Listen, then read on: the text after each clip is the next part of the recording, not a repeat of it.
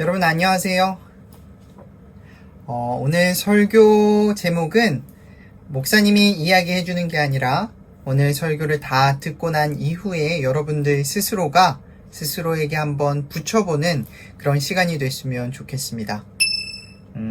성경 본문을 읽어드리기 전에 한 가지 먼저 물어볼게요. 복음서 가운데 가장 짧은 복음서가 뭐냐고요? 마태, 마가, 누가, 요한, 신약성경 앞에 4개, 이 복음서 가운데서 가장 짧은 복음서가 여러분들 뭘까요? 네, 마가복음이 최초에 처음 쓰여진 복음서이고 16장으로 되어 있죠. 그렇다면 가장 짧은 성경 구절은 여러분들 뭔지 아시나요? 목사님이 읽어드리겠습니다. 요한복음 11장 35절, 영어로 Jesus wept. 우리말로는 예수님이 우셨다. 그리고 원어로는 에다클루센 호 예수스. 그냥 운 게 아니라 펑펑 그리고 엉엉 우셨다, 이런 뜻입니다. 오늘은 예수님의 이 눈물에 대해서 이야기하려고 합니다. 얼마 전이었던 것 같아요. 목사님이 한 연세가 지긋하신 할머니랑 이야기할 수 있는 기회가 생겼습니다. 그래서 이런저런 할머니의 이야기를 들어드리다가 성경과 관련된 이야기를 하게 됐어요. 그래서 제가 이 성경 구절을 인용하면서 이야기했습니다. 그리고 이 성경이 쓰여진 그 배경 이야기도 더불어서 해드렸어요. 예수님께서 예루살렘으로 올라가실 때에 항상 들르셨던 곳으로 추정되는 베단이라는 마을에 나사로라고 하는 사람이 살고 있었습니다. 그의 여동생은 마르다와 마리아였죠. 예수님과 제자들은 이 집에 머물면서 쉬기도 하시고 음식도 나누고 말씀도 나누셨던 것 같아요. 요한복음 기자는 예수님이 나사로와 그 가족들을 사랑하셨고 우리의 친구라고 부르셨죠. 그 나사로가 죽었다라는 소식을 들으시고 예수님이 제자들과 베다니 나사로의 집에 방문하십니다. 그리고 나사로의 동생과 다른 유대인들이 통곡하면서 우는 것을 보시고 마음이 비통해지셨다라고 말씀하셨죠. 그리고 무덤으로 향하는 사람들 사이에서 우셨습니다. 결국 예수님은 동굴 무덤 앞에 놓인 돌을 치우라고 명하시고 하늘에 기도드리신 뒤에 나사로야 나오너라 라고 외치시니 죽은 나사로가 일어나서 동굴 밖으로 그 시체가, 붕대가 칭칭 감겨져 있는 시체가 동굴 밖으로 걸어 나왔습니다. 나사로가 우리가 아는 것처럼 살아난 거죠. 그러나 참 아이러니하게도 이 일 때문에 대제사장과 바리새파 사람들은 예수님을 잡아서 죽이기로 결정합니다. 이런 목사님의 이야기를 다 들으신 할머니께서는 자신도 교회에서 제법 나사로에 관련된 성경 이야기를 많이 들었는데 예수님께서 우셨다라는 이 얘기는 그날 처음 들으셨다라고 하셨어요. 그리고 그 사실이 신기하셨던지 갑자기 당신이 남편 이야기를 꺼내시면서 할아버지한테도 이 이야기를 해드려야 되겠다라고 말씀하시더라고요. 그래서 그 이유를 물어봤더니 남편이 항상 입버릇처럼 남자는 우는 게 아니다. 그래서 자기는 울지 않는다라고 말씀을 하시더래요. 그래서 예수님도 우셨는데 당신도 슬플 땐 울어도 된다라고 말해주고 싶다라고 말씀하셨던 겁니다. 그래요. 여러분들도 슬플 때 눈물을 너무 감추려고 하지 말고 주변에 여러분들을 이해해 줄 만한 친구나 아니면 가족이 있다면 눈물을 흘려도 괜찮습니다. 나중에 조용한 곳에서 예수님께 이야기하면서 울어도 되고요. 아니면 속으로 참으면서 눈물을 흘려도 되겠죠. 목사님이 말하고 싶은 건 절대로 눈물은 나약함의 상징이거나 아니면 여자들의 전유물이거나 하는 게 아니라는 말입니다. 과학적으로도요, 눈물은 애도 과정에서 우리의 슬픔이라는 감정을 처리하고 우리가 앞으로 나아갈 수 있도록 해주는 중요한 수단입니다. 여러 가지 실험 결과에서 슬픔의 수준의 차이에 따라 그 결과가 약간씩은 다르지만 적당 수준의 슬픔을 잘 경험한 사람들이 슬픔을 제대로 느끼지 못하고 참았던 그런 사람들보다 기억이나 주의, 이런 인지적 기능이 훨씬 더 높아진다라고 합니다.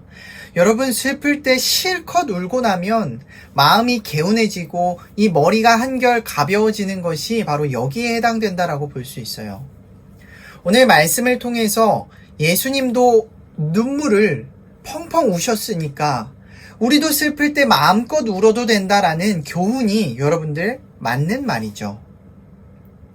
그리고 친구의 죽음을 슬퍼하며 함께 우는 것은 너무나도 인간적이고 당연한 이야기입니다. 이런 상황에서 눈물을 흘리고 통곡을 하며 자신의 연약한 마음을 드러내는 것은 여러분들 결코 부끄러운 일이 아니에요. 예수님도 그렇게 하셨기 때문이죠. 그런데 여기서 신학적으로 우리가 한 가지 짚고 넘어갈 것은 예수님이 왜 우셨는가? 왜 그러셨는가? 나사로를 살릴 목적으로 오셨고 다시 나사로가 살아날 것을 믿으셨고 아셨는데 그런 기쁜 소식을 예수님은 가지고 오셨으면서 도대체 왜 눈물을 흘리셨을까요? 이유는 여기에 두 가지가 있습니다. 먼저는 예수님이 사마리아 사람들의 슬픔에 공감하신 거예요. 여러분들 공감하시죠? 인간적으로 친했던 친구가 죽었잖아요. 그리고 가족들이 옆에서 막 울고 있어요. 우리가 제일 먼저 나타나는 반응은 감정적인, 정서적인 반응입니다. 그래서 예수님은 눈물을 흘리면서 같이 우셨습니다. 여기까지는 우리도 충분히 이해가 되죠. 그런데 더 중요한 이유는 두 번째 이유예요. 예수님이 나사로의 동굴 무덤으로 가시기 전에 성경은 예수님이 영적으로 대단히 부딪힘을 느끼셨다라고 기록되어 있습니다. 원어로는 대단히 화가 났다. 마치 말이 화가 나면 콧김을 후후 내면서 분노하는 장면을 떠올리는 단어입니다. 가족들의 오열을 공감하셔서 우시는 것은 이해가 되는데 왜 예수님의 영이 그렇게 가슴 깊은 곳에서부터 화내셨을까? 분노하셨을까? 여기에 여러 가지 해석들이 있는데요. 예를 들어 다가올 주님의 십자가 죽음 때문이다. 혹은 죄의 결과인 죽음에 꽉 붙들려서 하나님 나라의 능력, 권능, 그 실체를 제대로 모르고 사는 그 당시에 유대인들이 안타까우셨다. 다 일리가 있는 해석인 것 같습니다. 그런데 정리를 하면 이렇습니다. 예수님의 그 통곡은요, 인간들의 슬픔에 공감하는 공감의 눈물이기도 했지만 무엇보다 신학적으로 중요한 대목은 바로 하나님의 나라를 가로막고 있는 어둠의 세력, 악한 세력에 대한 거룩한 분노를 예수님이 느끼시고 있었다라는 점입니다. 다시 말해서 하나님이 선하게 아름답게 만드신 이 땅에 죄가 들어와서요, 모든 삶의 조건을 죽음으로 한정시켜 버렸습니다. 그래서 남자는 땀을 흘리지 않으면 먹고 살 수 없게 되었고 여자는 출산의 고통이 더해졌고 심지어 백성들을 이롭게 하고 잘 다스려야 할 왕들과 제사장들은 자신의 이익을 추구하는 데 더 정신이 없었어요. 따라서 예수님은 이 땅에 그런 악과 죽음에 꽉 붙들려 있는 하나님 당신의 백성들을 해방시키려고 이 땅에 오신 겁니다. 그런데요, 와서 보니까 어때요? 정말 안타까운 일들이 한두 개가 아니었어요. 수많은 병자들을 고치신 것도 그런 맥락입니다. 그리고 마침내 죽음이라는 가장 큰 원수와 한바탕 전투를 치르러 오신 거예요. 그러니까 영적인 상황이 그 예수님의 마음이 얼마나 치열했는지, 얼마나 화가 나고 분노했는지 저는 감히 상상이 가지 않습니다. 여러분, 다시 한번 강조해서 말씀드릴게요. 예수님께서 마음으로 영적으로 심한 분노에 가까운 갈등을 느끼신 건 아마도 그런 하나님의 사랑과 가르침에서 완전히 벗어난 인간들의 삶의 악조건들, 그 당시에 왕들과 제사장, 부자들이 만들어 놓은 사회적인 불평등, 부조리, 그리고 억압, 착취, 폭력, 그리고 차별, 학대 등 온갖 사회적인 악에 대한 거룩한 분노가 아니었을까 생각합니다. 그래서 예수님의 눈물과 오열은 친구의 죽음을 슬퍼하는 가족들에 대한 공감의 표현인 동시에 이 우리가 해결할 수 없는 죽음이라는 실존적인 한계 속에 살아가는 모든 인간들에 대한 연민, 안타까운 마음입니다. 그리고 당신을 통해 이뤄질 죽음을 초월한 구원사역의 마침표를 찍는 거룩한 분노에 기반한 눈물이라고 저는 생각을 합니다.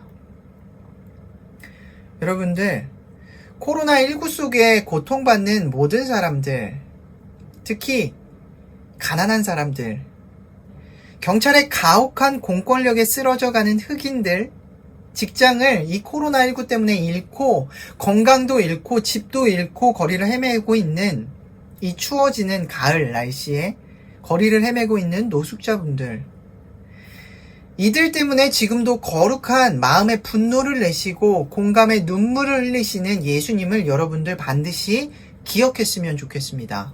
그리고 이 어려운 시대에 나보다 더 어렵게 살아가고 있는 사람들을 위해 우리가 할 수 있는